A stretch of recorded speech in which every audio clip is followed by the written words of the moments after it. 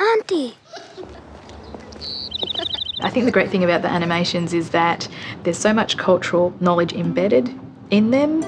As an Aboriginal person, I'm still trying to work them out because there's layers and layers of it in each animation. And the great thing about it is I hope that it sparks conversation, and I hope both Aboriginal and non-Aboriginal people talk about the underlying layers of what's happening, the themes. Digby, you coming to school today?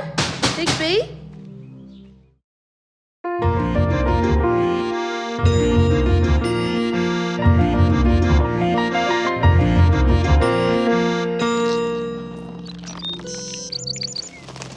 The way I would use them is to start a conversation and not trying to grab too much out of the conversation, but have an ongoing conversation where you allow people to think about it, then come back and discuss it, and then re-see them and, reuse them again and keep that conversation going.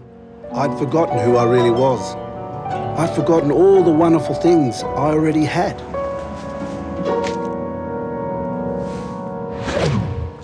What these animations are trying to do is actually create questions, not answers, so to speak. And so it's a kind of journey that the viewer is supposed to go on to follow and find some kind of personal meaning in themselves about what this animation is about. So for non-Aboriginal people, an open mind and a willingness to explore issues that might arise from watching it.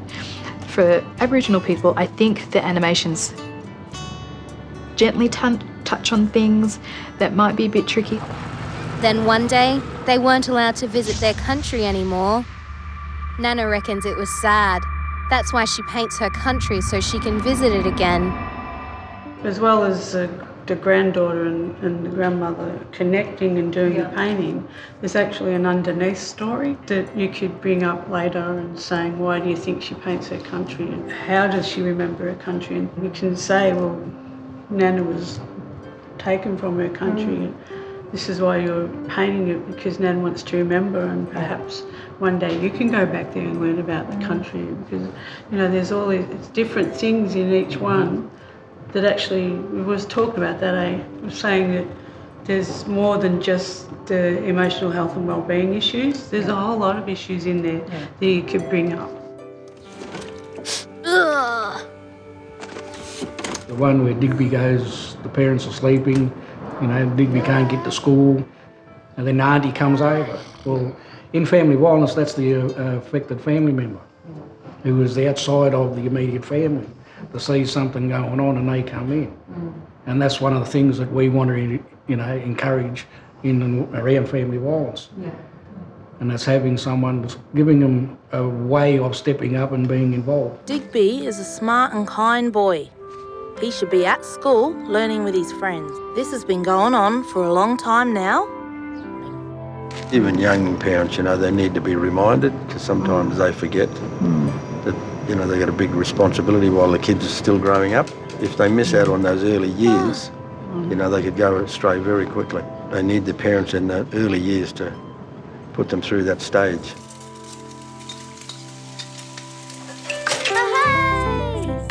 Yum, cuz. It's about creating that happy ending. Who in the community, or where are the resources going to come from to get that kid to school? Sometimes I've seen breakfast programs where the kids can come early, have something to eat, they're at school, and they can actually, concentrate because they've got something in their belly. I've seen people that are employed by the school to go around in a bus and knock on people's door and say, come on, time for school. And so a lot of it is being creative about what's available in the community, what can be created in the community to get kids to school and have a bit more of a positive ending to the story. Thank you. These animations are so positive that, it sets a scene for, we're actually here to talk about something productive and healthy, and we'd like to help in a way that's culturally appropriate for you. I think it could be helpful to create that safe space to talk about issues. You couldn't just show the videos with no context around it and with people not realising what they might be watching, because they're really intrinsic to people's lives, and I think that's a credit to the videos, but I think because of that they need to be watched in a very safe space. I think the underlying themes that the animations tap into might actually bring up a few questions about colonisation and the effects that are present today. Nana remembers being a little girl and living with her family on their country. Sometimes that brings up a defensive reaction and you go to a place that's not productive.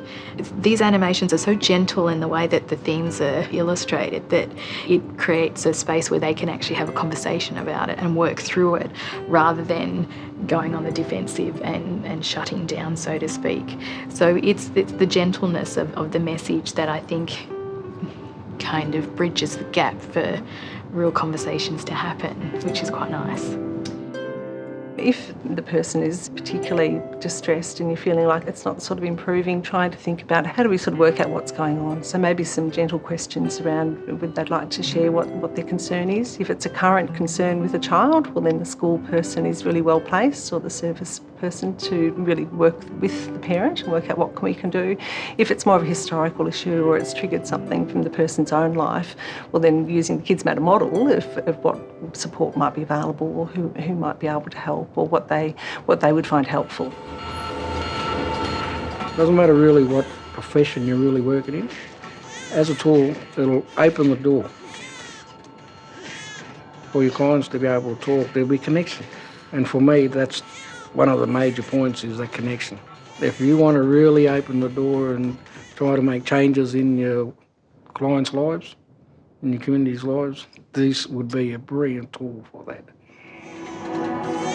I think it felt very hopeful for me that in very, very difficult circumstances there is an internal resource, powerful inner resource that everybody has potential to access. So, I don't know, that's what I found the most moving. Yeah. At the end of the day, if you're looking after yourself and doing good to yourself, you end up doing good for your family as well, and just for your overall well-being.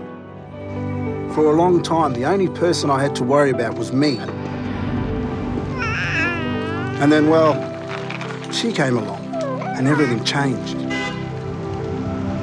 If you haven't had a father in your life, how can you be a father? How do you know how to do it? And these are like little guidelines about cultural ways of doing things that are appropriate to your children and to your family, to strengthen those relationships, to keep your child embedded in culture and identity. Son, we're all good at something. You just got to find that something and work for it. Work hard. Keep trying. You'll improve. Things will get easier. Go on, have another go.